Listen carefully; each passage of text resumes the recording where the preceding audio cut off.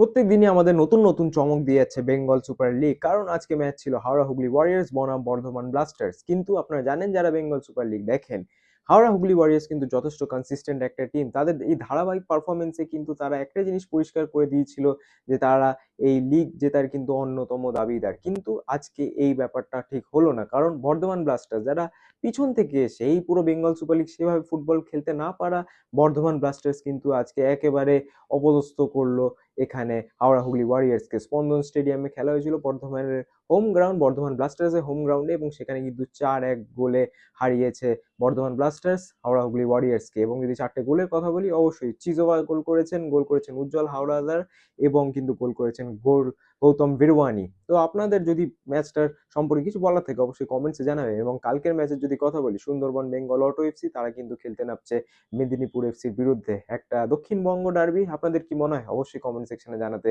ভুলবেন না।